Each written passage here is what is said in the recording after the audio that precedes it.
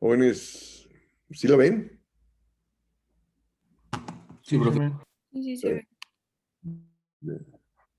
Entonces, capítulo 2, subempleo, bajo salario, desigualdad del ingreso y lento crecimiento.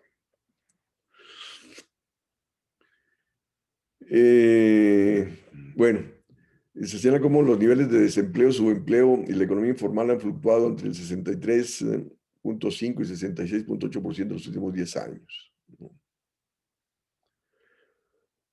Y ahora, pues, con la crisis, pues lógico que ha aumentado el desempleo, ha aumentado la economía informal. Eh, Pues, y esto viene a recrudecer la desigualdad del ingreso, ¿no? Tomando en cuenta los bajos salarios y prestaciones que están presentes en estos sectores, ¿no? Dice, el desarrollo tecnológico, donde destaca la digitalización de la producción de bienes y servicios, ha cambiado la estructura laboral y las formas de contratación, donde disminuye el trabajo de tiempo completo y se incrementa el trabajo short, como el de contratación de medio tiempo y por horas, con la consecuente reducción de las prestaciones laborales. Sí, lo que se señalaba la semana pasada, ¿no? Cómo se ha polarizado la estructura laboral y la estructura salarial. Cada vez mayor número de trabajadores percibe menos de 3 salarios mínimos y cada vez son menos los que reciben arriba de 3 salarios mínimos. Y luego la cuestión es de que ahora también con la pandemia, con la crisis, pues el trabajo a distancia se va a incrementar pues, y la gente de bajos niveles de educación pues no puede realizar trabajos de distancia, ¿no? No puede hacer trabajos desde su casa. Es la gente que está en el sector servicios, sobre todo, ¿no? De baja, nula productividad, de bajos salarios, y que el sector servicios es el más afectado por la pandemia, ¿no? Ubicado en restaurantes, hoteles, turismo, ¿no? Y esto pues pasa a deteriorar más los niveles de empleo, niveles salariales y niveles de vida de la población. Si los niveles de desempleo y subempleo han reducido y debilitado los sindicatos, así como el poder de negociación de los trabajadores, lo que ha permitido que los salarios no estén indizados a la productividad que es absorbida por empresas, ¿sí? Es decir, cómo eh, sí, decíamos en los 40, en México los niveles de sindicalización eran más del 30% de los trabajadores estaban sindicalizados, no solamente en México, sino a nivel mundial, ¿no? Y actualmente los niveles de sindicalización, no actualmente, sino desde los 80s, 90s a la actualidad, los niveles de sindicalización son cada vez menores, ¿no? En Estados Unidos, hace como 7 años, no he visto el dato más reciente, el nivel de sindicalización estaba en 9%, ¿no? En Europa estaba en 11%, 11, 12%, dependiendo de los países. Y en México, en función del sindicato blanco o rojo, que son iguales, carajo, ¿no? Estaba entre 5 y 9%, ¿no?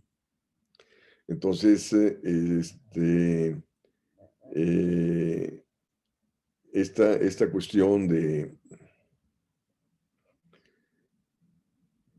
desempleo, pues te debilita, repito, el poder de negociación de los trabajadores, en el sentido que aquel que demanda mayores salarios, pues el empresario le dice, ¿sabes qué? Tengo una cola de gente esperando por trabajo, ¿no? Y luego más ahora, ¿no? Entonces, de ahí que esta cuestión de que anunció el incremento salarial del mínimo 15%, pues muchas empresas no lo van a cumplir, ¿no?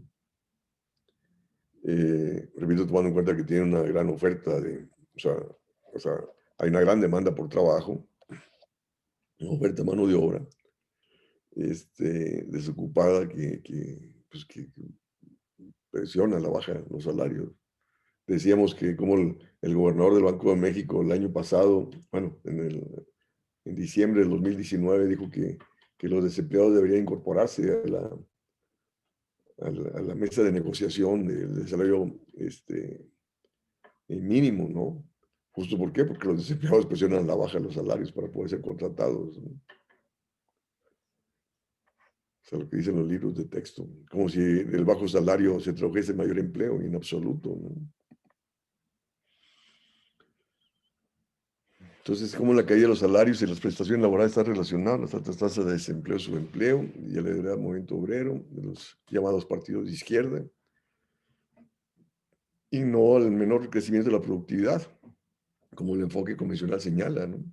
Sí, porque, bueno, de hecho, yo tengo datos desde hace mucho tiempo de cómo la productividad crece por arriba de los salarios. Y hay que tomar en cuenta que el costo laboral es salario sobre productividad. Si la productividad crece más que los salarios, pues se baja el costo laboral y por lo tanto se traduce en mayor margen de ganancia para las empresas, ¿no? Entonces, ciertas ramas industriales en nuestro país, sobre todo las exportadoras, pueden mostrar crecimiento de productividad, más ello no va acompañado de incremento salarial. Los salarios permanecen estancados o decrecen. Entonces, quien gana con los bajos salarios son las empresas transnacionales, porque es el por qué se establecen aquí para exportar. Y esos bajos salarios te mantienen contraída la demanda, te mantienen contraído el mercado interno, y las empresas que crecen por el mercado interno, pues lógico, se ven afectadas, ¿no? Entonces, como la robotización y la automatización están creciendo, e incrementan la productividad y desplazan a un número creciente de trabajadores y aumenta la desigualdad del ingreso a nivel mundial, lo que se destaca más debido a que los desempleados no encuentran empleos alternativos bien remunerados, ¿no? Ayer leía un artículo ahí en Project Syndicate que, que se pronunciaba por moderar la robotización y automatización para evitar el creciente desempleo, ¿no? Aquí la cuestión es de que no puedes tú ponerte al desarrollo tecnológico, ¿no? O sea, lo que tienes que preocuparte, lo que tienes por qué pronunciarte, es justo porque el gobierno genere empleo, ¿no? Aquel que queda desempleado por la automatización, por la robotización, ¿no? Y por eso el gobierno tiene que incrementar el gasto, ¿no?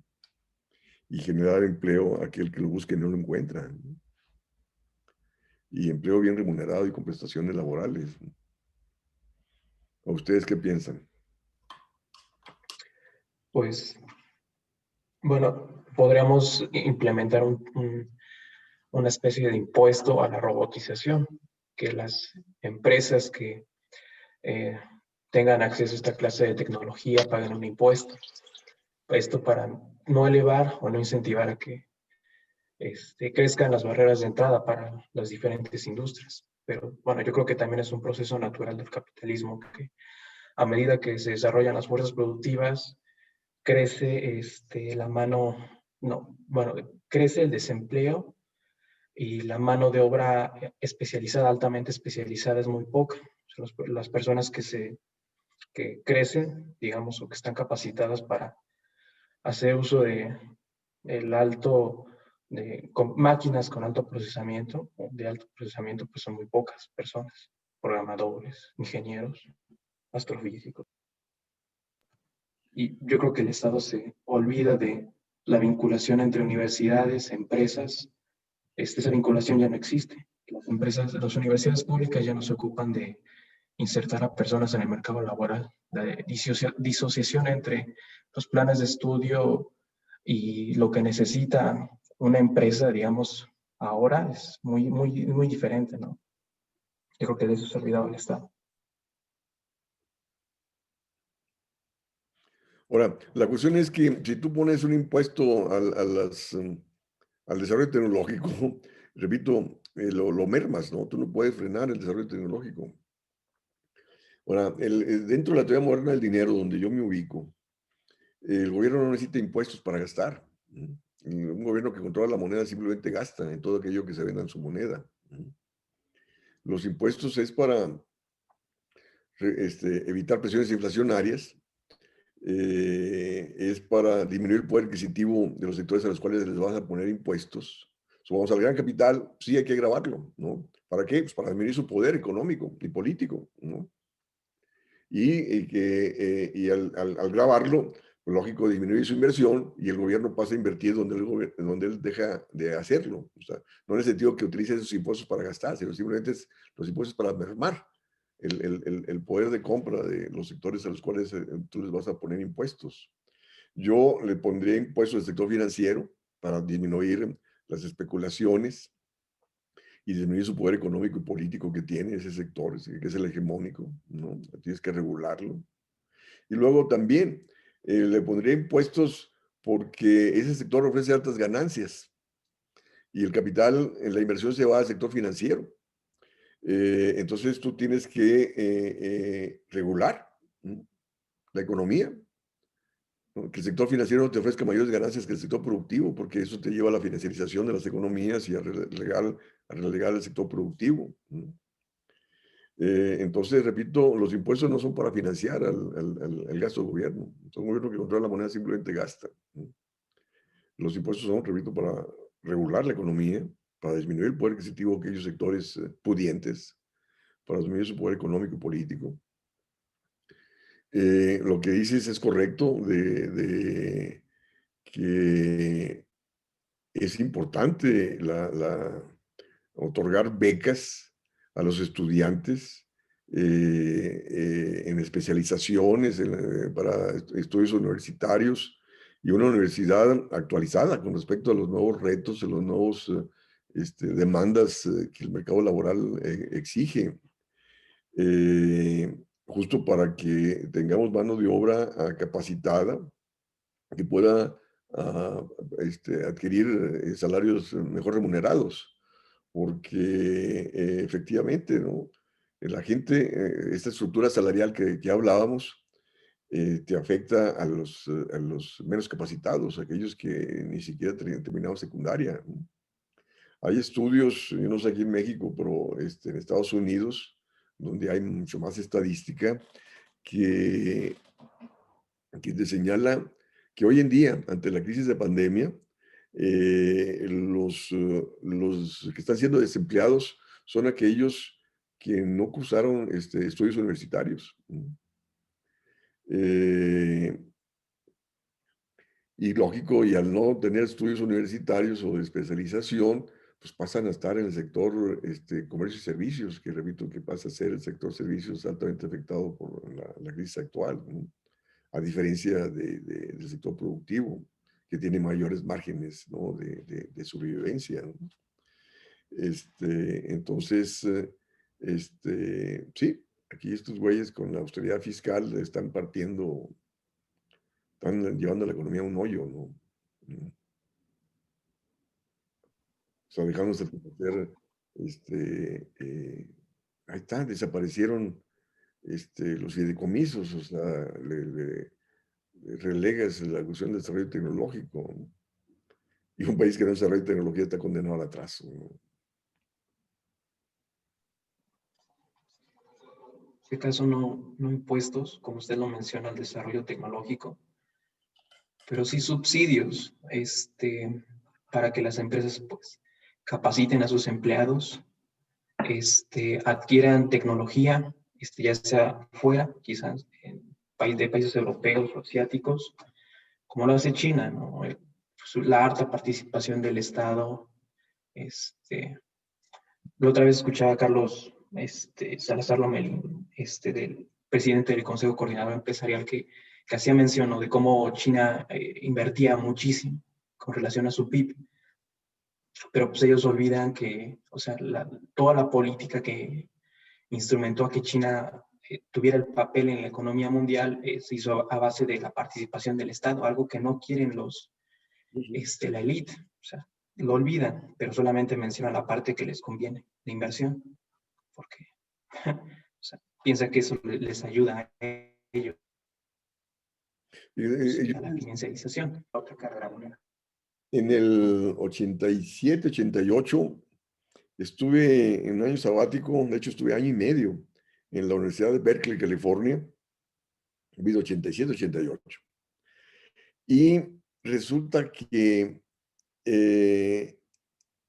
sin mentir, el 80% de los estudiantes de las facultades de ingeniería, mecánica y eléctrica, ¿no?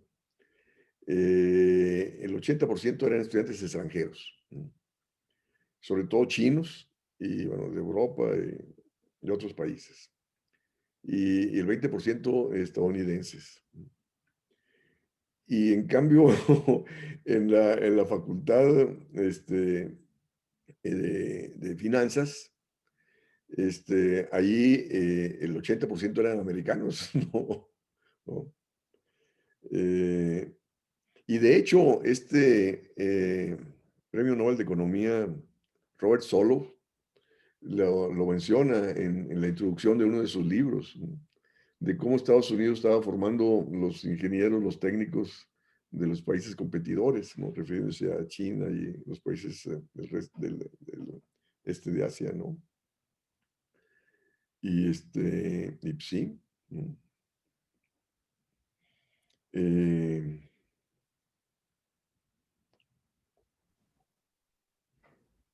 Sí, sí, sí. Y no solo China y, bueno, Asia en general, o el sudeste asiático, sino la India, ¿no? Que son los que han tenido mayor éxito en la capacitación de su población. O sea, es de esto porque siempre vemos a personas de origen hindú en empresas transnacionales bajo los puestos de director de finanzas, director de datos. O sea, ellos, India sí los supo hacer bien, capacitar a su población. Lo de hizo hecho, muy bien. cambiando en el 96, pasé mi año sabático en Cambridge, Inglaterra. Y lógico, ahí vi la fuerte presencia hindú, tomando en cuenta que, bueno, que la India fue colonia de Inglaterra, ¿no? Bastantes estudiantes hindúes, ¿no? Sí. Y también, lógico, había bastantes estudiantes asiáticos, ¿no? Pero sí, una gran presencia me tocó conocer economistas hindúes muy buenos, por cierto. Mm. Singh es hindú o pakistaní, es hindú. El que es pakistaní es el de la New School of Social Research. ¿Cómo se llama? Sí. Que estuvo aquí en la facultad hace poco.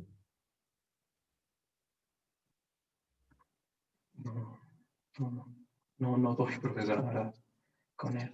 Bueno, ahorita me acuerdo. Shaikh. Shaikh es pakistaní. Pues, un Bueno, buen ejemplo, ¿no? Mirar a la India. perdón.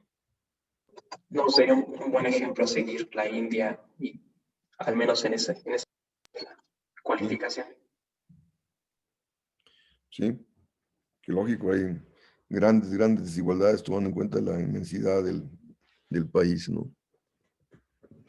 Pero bueno, sigamos. ¿Algún otro comentario?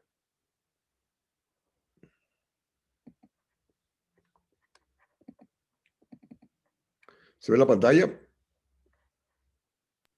Sí, se ve. Entonces, el desarrollo tecnológico y el incremento de la productividad derivado de ello potencia el crecimiento de las economías que amplían sus mercados en una magnitud tal que contrarreste los problemas de mercado interno que pasen a enfrentar por el mayor número de desempleados y la mayor desigualdad del ingreso. Pues sí, como el desarrollo tecnológico, lógico, te amplía mercados, te amplía tu potencial de exportación, ¿no? Y vía exportaciones contrarrestas el no crecimiento del mercado interno derivado por los problemas de desempleo y bajos salarios, ¿no? Y de ahí la gran competencia que se da en el mercado internacional. Y ahora la cuestión es la siguiente, ¿no?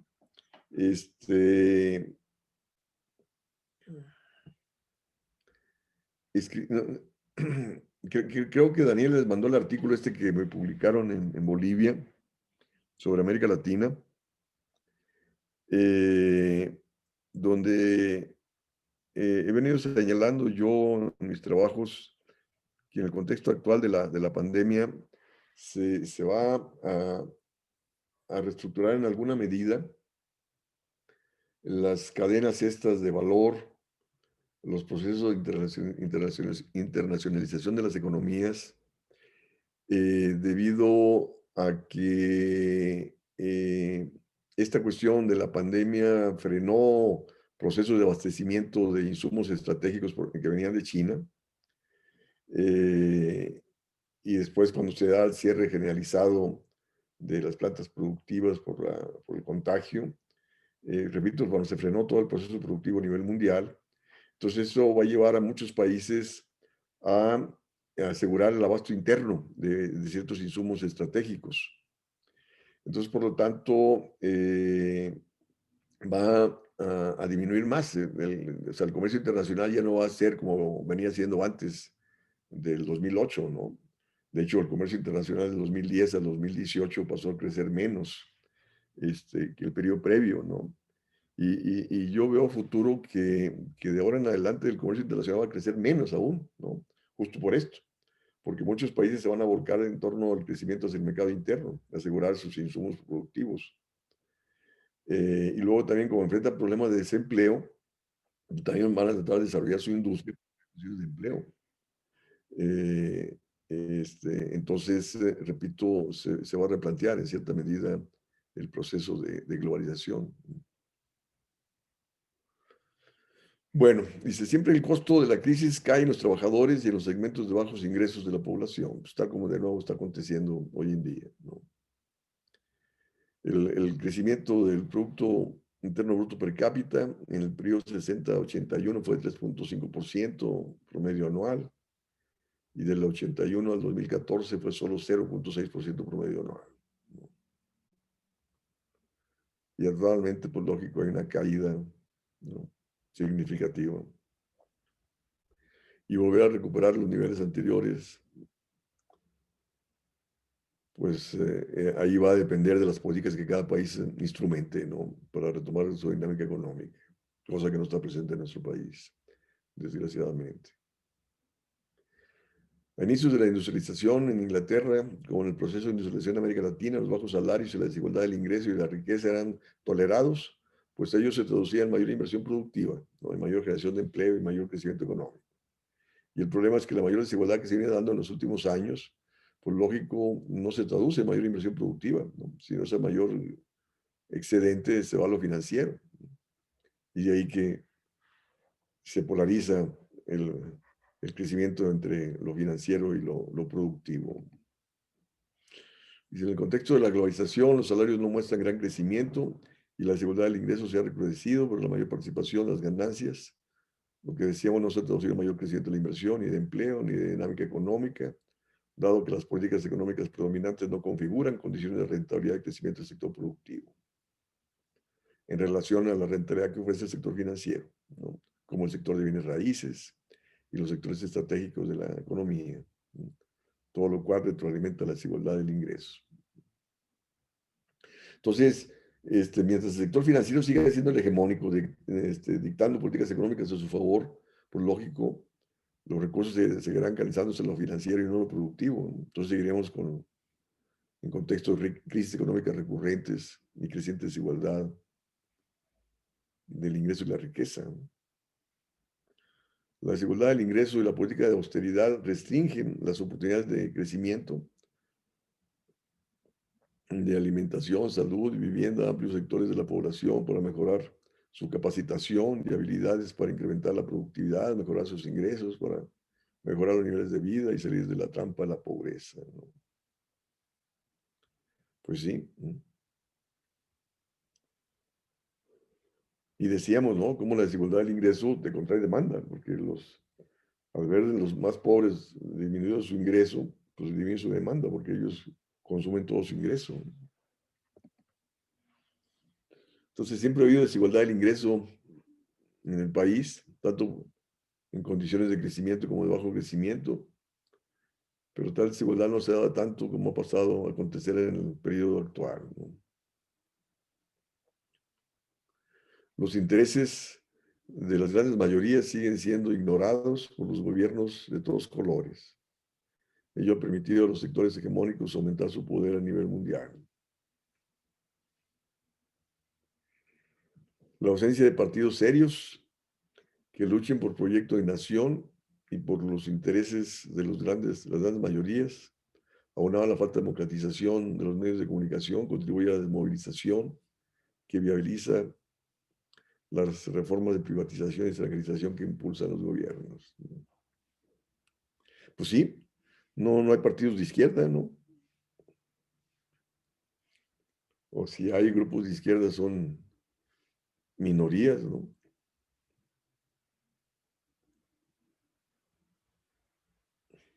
No hay niveles de concientización, politización, ¿no? Para lograr la movilización necesaria para el cambio.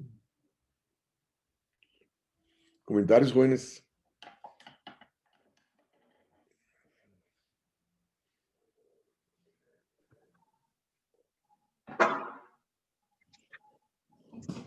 Nadie escucha Radio Educación, el noticiero Radio Educación. No, no. Ayer me entrevistaron y me dieron 15 minutos, lo cual es muy bueno en un noticiero.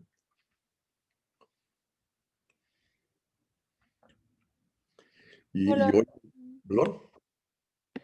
Que no lo había escuchado, profe, pero si cree que haya como una grabación o un link o algo así para poder escuchar su entrevista. Ahí sí que no sé, ahí sí que no sé, no sé. Es cuestión de entrar ahí a la página de Radio Educación, pero no sé, no sé.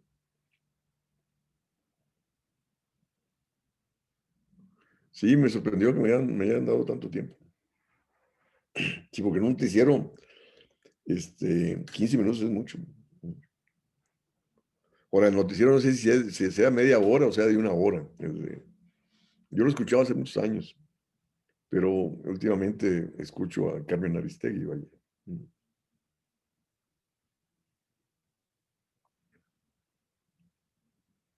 Y hoy me va a entrevistar Mega Noticias a las 3:25. ¿Pero sobre qué temas, profe? El tema de hoy es con respecto, dice, bueno, sobre las perspectivas económicas para las familias, ¿no? Sí, donde me dicen que ha aumentado el número de familias con pobreza laboral, que no les alcanza para la canasta básica. Sí, es en torno a esto, ¿no? Y lo pueden ver, aquí me mandaron los links. Es, pueden verlo, facebook.com/Meganoticias TVC o www.meganoticias.mx o por YouTube, youtube.com/user/noticias, luego mayúscula TVCN. A ver, si lo pueden ver o no lo pueden ver. ¿Sí lo ven o no lo ven? Sí, pero ya se apagó la pantalla, profe. Perdón. Le voy a poner aquí el dedo para que no se apague. Ahí, ¿se ve? Sí, profe. ¿Ya? Sí, profe, gracias.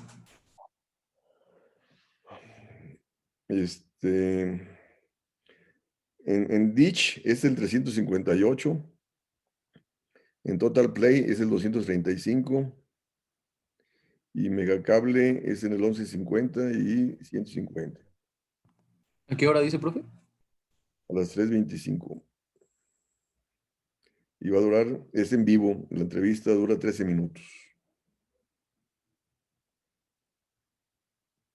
Mira, aquí se equivocaron, porque hoy estamos a 7, ¿no? Pusieron jueves 06 de enero, ¿no?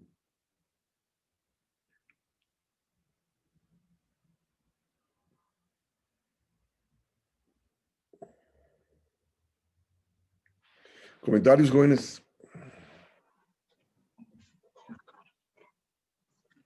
Pues sobre lo que mencionaban en este capítulo, profesor, de que las bolsas de valores ya no reflejan a la actividad de la economía, solamente pura especulación, yo creo que sí son más visibles ahorita. Sí. Y tomando en cuenta que la tasa de interés en los países desarrollados está en cero, o cercana a cero, pues lógico, el mercado de dinero no te ofrece condiciones de rentabilidad. Luego también como está caída la actividad económica, pues tampoco el sector productivo, ¿no? El sector económico no productivo. Y entonces, vean ustedes el precio de los Bitcoin, ¿no? Está aumentando tremendamente, carajo, ¿no? Igual que las bolsas, igual que el oro, ¿no? Donde se da la especulación. Sí, ahora el agua, ¿no? Pues sí.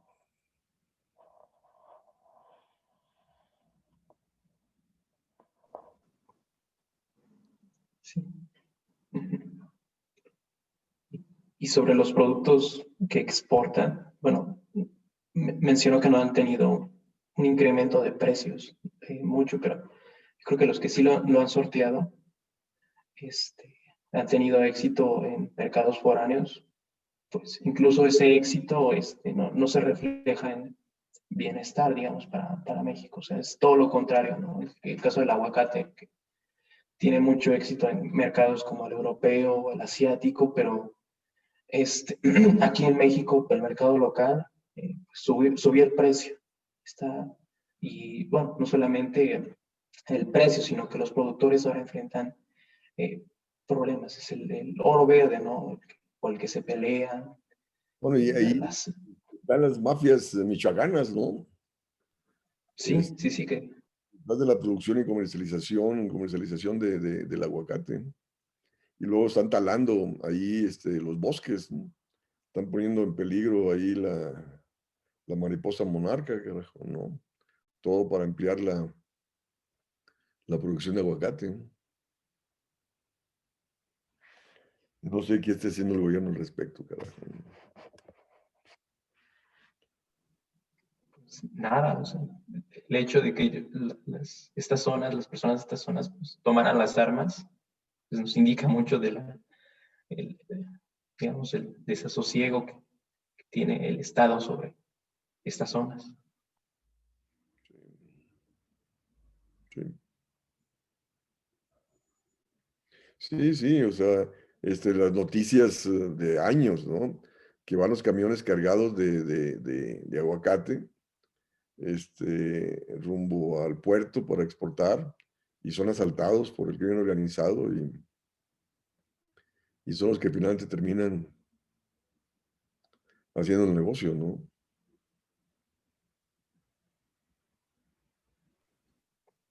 Sí, sí, profe. Y le quería preguntar si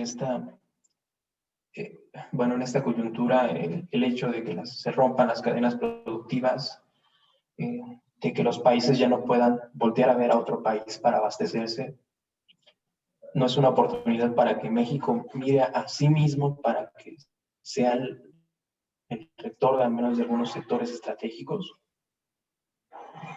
Yo lo plantearía así, como una posibilidad. O sea, pero para eso requieres política industrial. La política industrial requiere política crediticia, baja tasa de interés, requiere política de subsidios, ¿no? Cosa que no tenemos, ¿no?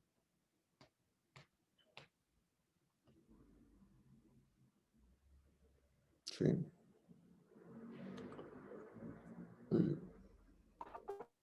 Pones de secretaria de ahí de... Pero de a ver si sería esta una oportunidad. ¿Perdón? Pones de secretaria a una que es doctora en historia económica y luego la cambias por una que es especialista en literatura inglesa, ¿no? Por favor. Carajo.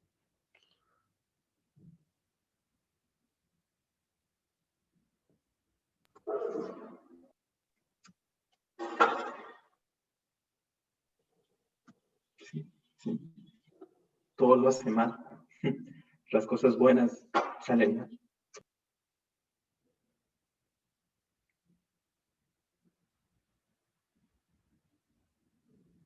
¿Quién tiene el programa que lo pueda subir? Daniela, ¿lo tienes tú para que lo subas a la pantalla, por favor? Sí, aquí está. Déjenlo, comparto mi pantalla.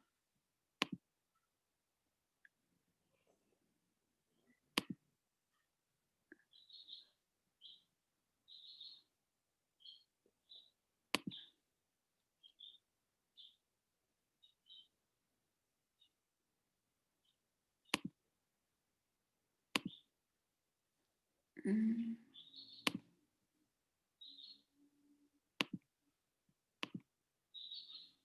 Ay, es que no puedo compartir mi pantalla porque estoy grabando. Ah, ¿a quién le doy para compartir, para que lo ponga?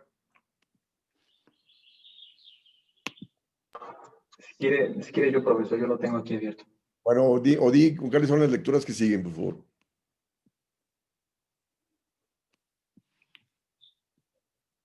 Bueno, seguía ya con alternativas. Seguía la de el fracaso de la continuidad de la economía política del sexenio de Enrique Peña Nieto.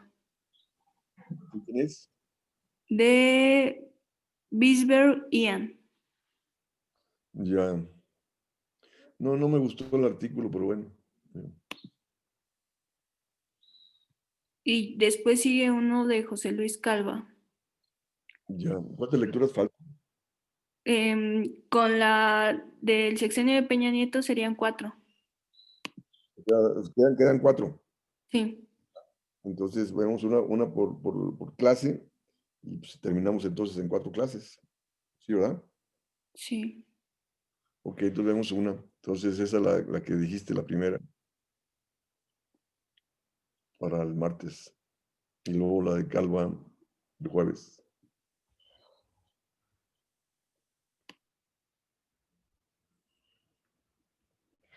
¿Algún otro comentario, jóvenes? Profesor, yo tengo una pregunta. Lo que comentaba respecto a que el gobierno aumentara la demanda de trabajo para disminuir el desempleo, ¿cree que sería suficiente para hacer frente a los bajos salarios y a la falta de prestaciones que tiene el sector privado? ¿O también sería necesario, una vez aumentando la demanda por trabajo por parte del gobierno, reformar el sector privado para que dé prestaciones y aumente sus salarios de acuerdo a la productividad de sus empleados? Mira, pues hay que avanzar por todos lados, ¿no? Te voy a mandar para que le mandes al resto del grupo una iniciativa que hizo mi hija sobre política de empleo para la Ciudad de México. Yo había hecho una propuesta hace años cuando estuve en el Consejo Económico y Social, cuando Ebrard era el jefe de gobierno, pero no le dieron pelota, ¿no? Y ahora, bueno, mi hija actualizó esa propuesta y se convirtió en iniciativa de ley en el Congreso local y la están impulsando allí congresistas, diputadas locales de Morena y de Partido del Trabajo.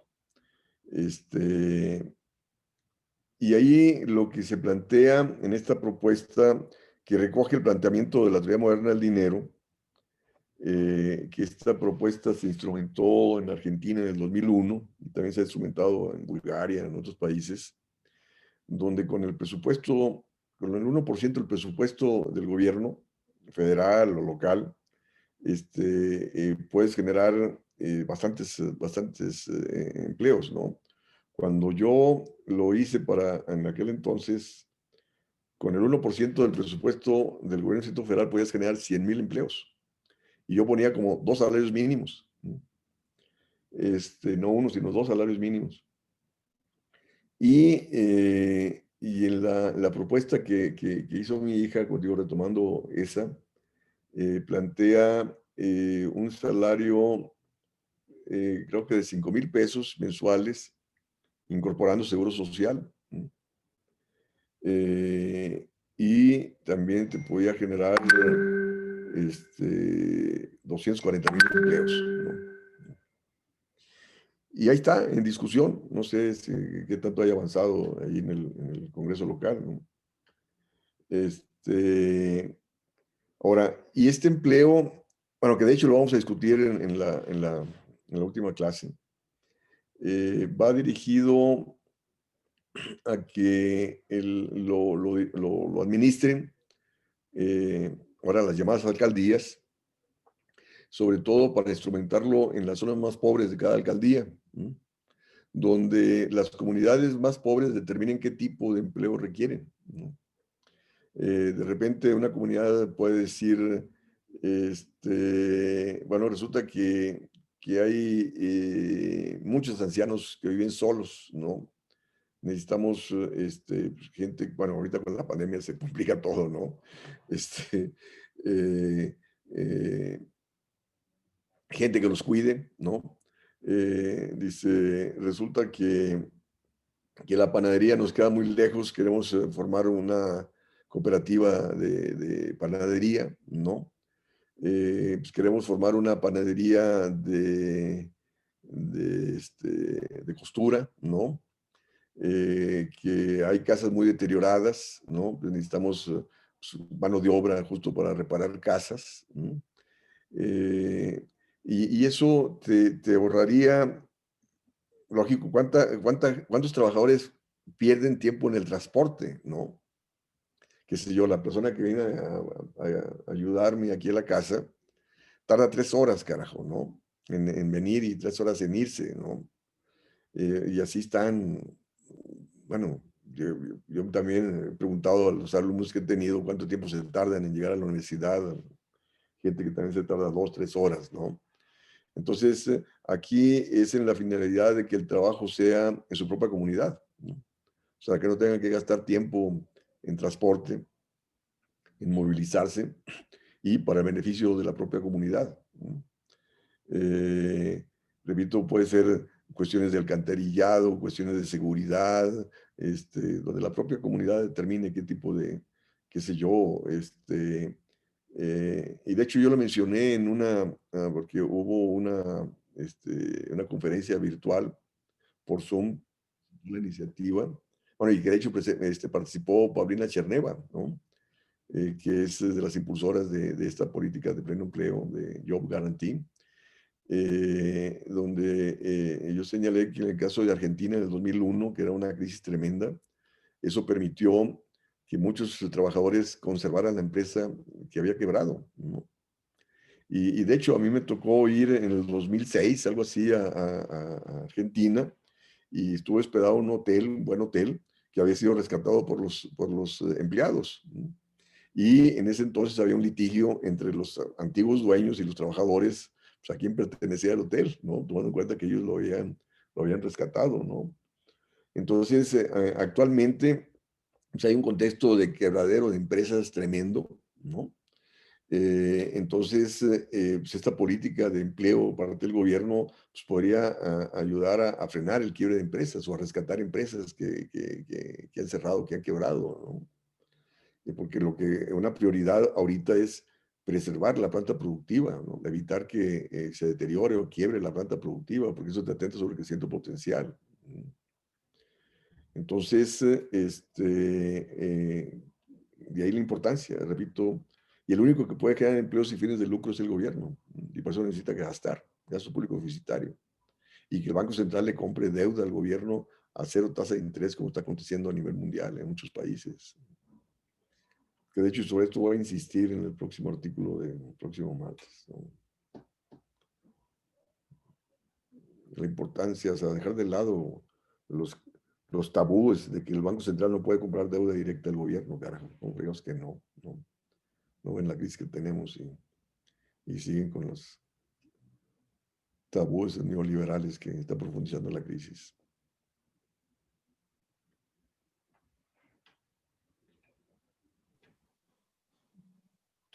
Profesor, una pregunta. Sí. Este método de autofinanciación por parte del gobierno con el Banco Central sería, digamos, sí nos puede ayudar, pero sería coyuntural, ¿no? O sea, hasta cierto punto que se alcance, digamos, este nivel teórico de pleno empleo, tendría que, digamos, soltar esta palanca un poco, dejar de presionar el acelerador, el gobierno. O sea, sí nos puede ayudar, pero sería coyuntural, ya sentado las bases de una buena esfera productiva. Sí, pero ¿cuánto tiempo te lleva una buena base productiva configurar, no? Y si ahorita tenemos fuertes reservos productivos, ¿no? O sea, si el país venía importando 425 mil millones de dólares, es un potencial de crecimiento vía sustitución de importaciones. Y eso requiere bastante recursos, ¿no? Entonces, la política monetaria debe apalancar la política fiscal, ¿no? Para que la política fiscal responda a los requerimientos de crecimiento, empleo, ¿no? Desarrollo de la esfera productiva, desarrollo tecnológico, lo que se mencionaba de impulsar las universidades, los institutos de capacitación, de especialización, investigación, etcétera, ¿no? De formación. Y que tienes que dar becas a los estudiantes para que terminen secundaria, terminen preparatoria, terminen universidad. O sea, necesitas invertir en capital humano, carajo, ¿no? Capital humano aunado ¿a qué? Pues al desarrollo productivo, ¿no? Sí, porque eso de formar ingenieros y sin tener industria, pues no, carajo, ¿no? Si todos los países, China, los países asiáticos impulsaron tanto el capital humano como el desarrollo productivo, van mancomunados. Y yo creo que también podemos mencionar ahí el papel, ¿no?, del Estado, ¿no? Frente a esta opción de crowding in o crowding out, al menos para el sector educativo, yo creo que como otros sectores estratégicos, salud, energía, alimentación, agroalimentario, el papel del Estado es desplazar a la iniciativa privada, al menos en el educativo, porque la educación no se puede condicionar a que tengas suficiente poder adquisitivo para aprender, ¿no? Pues yo creo que un error. O sea, y a lo que debería ver el país es pues a que sea el Estado quien fomente la educación, no sea un bien como la salud en Estados Unidos, es un error. Y también, bueno, o sea, no refleja, ¿no?, qué tanto ha tomado el poder esta iniciativa privada, ¿no? Las escuelas que mejor sortean o que más acreditan sus planes de estudio son privadas. Sí, o sea, tú no puedes privatizar ni la educación ni la salud, carajo, ¿no? Yo recuerdo cuando fui a Inglaterra, en mi año sabático, ya en el 96,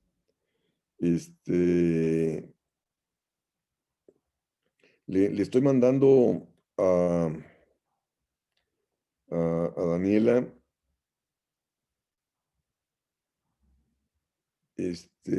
para que lo ponga ahorita ahí en el chat, una entrevista que me hicieron en Animal Político ayer y que salió publicada hoy, ¿no? Sobre las remesas. Perdón, les decía que en el 96, cuando estuve en Inglaterra, en año sabático, lógico, llegas y tienes que registrarte en la oficina ahí de policía, ¿no? De Cambridge. Y a los pocos días recibo una notificación del hospital, ¿no? Que tenía que presentarme ahí, ¿no? Y fui, me presenté y resulta que me dijeron que tenía o sea, la salud, los servicios de salud, ¿no? Gratuitos, ¿no? Y me extrañó totalmente, carajo, ¿no? Dije, puta, que estoy en un país desarrollado, ¿no? Y, y no, afortunadamente no requerí los servicios de salud, ¿no? Pero me informaron de que tenía los servicios de salud gratuitos, ¿no? Y lógico, esa situación me imagino que ha cambiado, ¿no? Repito, eso fue en el 96. Y la salud de alto nivel y gratuita, ¿no?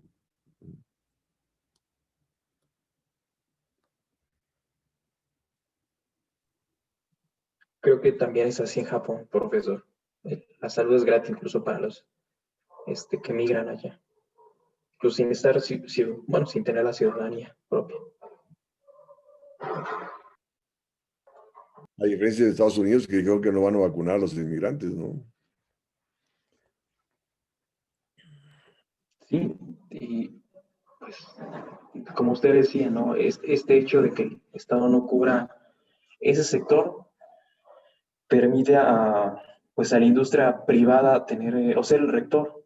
El desarrollo de la industria farmacéutica en Estados Unidos es monumental. O sea, Pfizer, empresa norteamericana que ahorita pues, está sorteando o sea, su vacuna, ¿no? La primera, la referencia, pues es por el desarrollo también que tiene esta industria farmacéutica, que es monstruosa y pues, atenta, ¿no? Contra la salud como un derecho más. Sí, sí, sí. ¿Alguien más?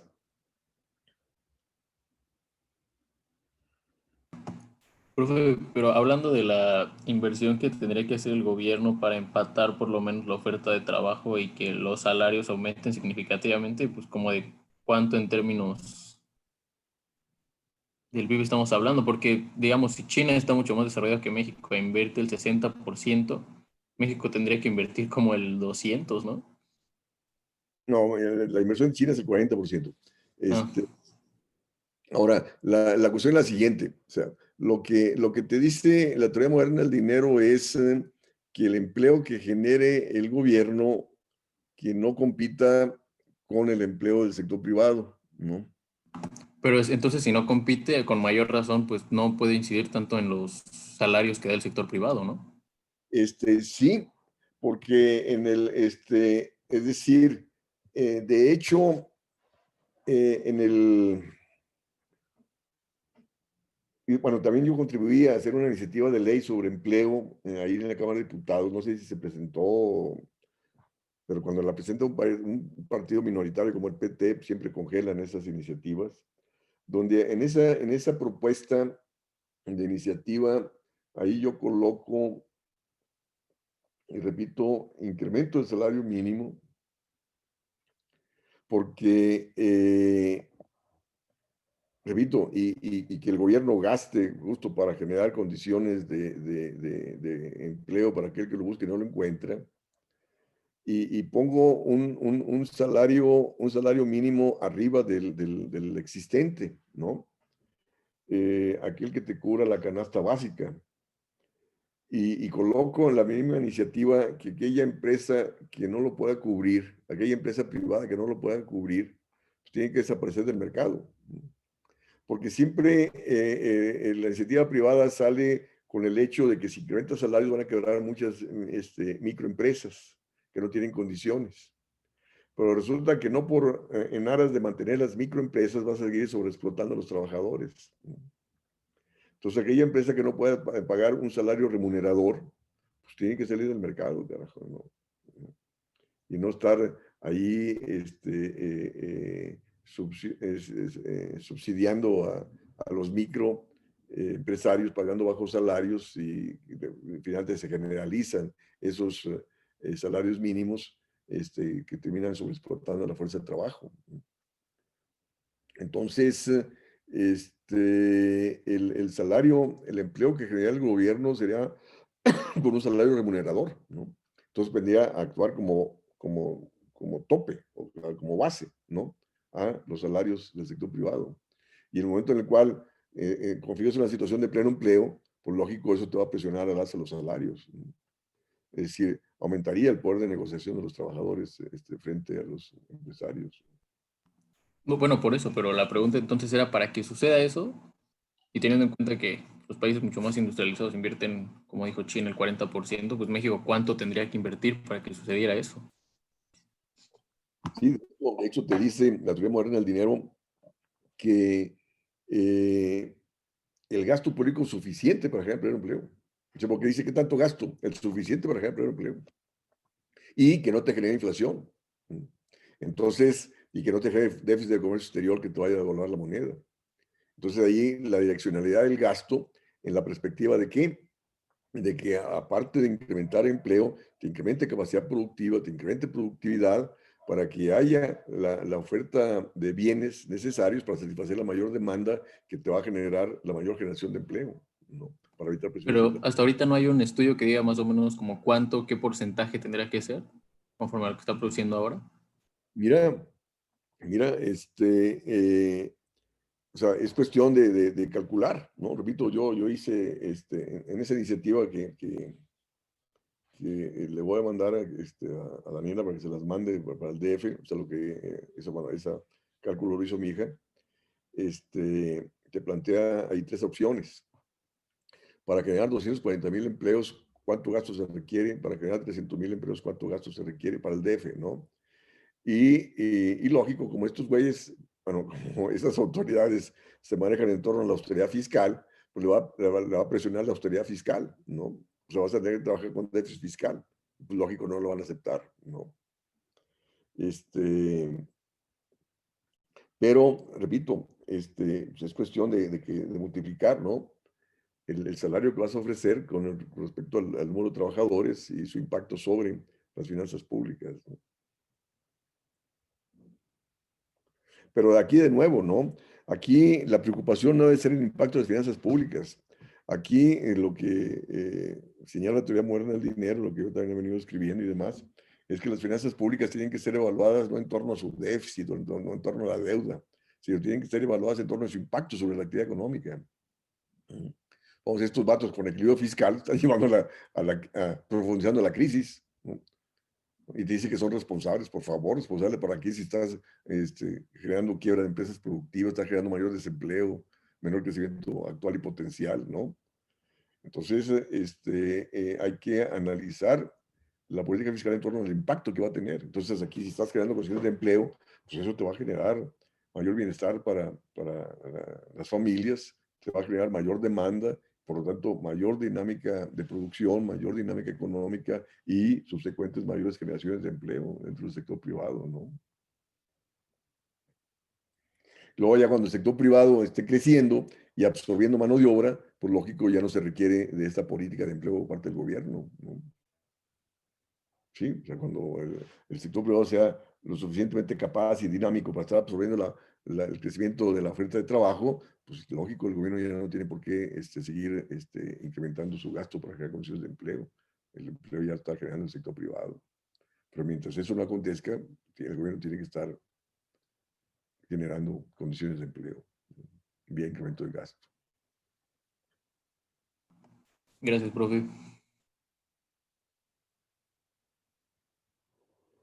¿Alguna otra pregunta, jóvenes?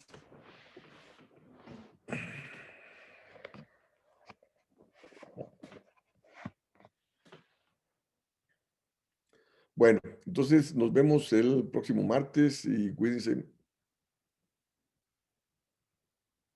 Igualmente, profe, muchas gracias. Gracias, profesor, igual. Igualmente, profe. Muchas Gracias, profe. Hasta luego. Sí. Gracias, profe. Gracias, profe. Oh.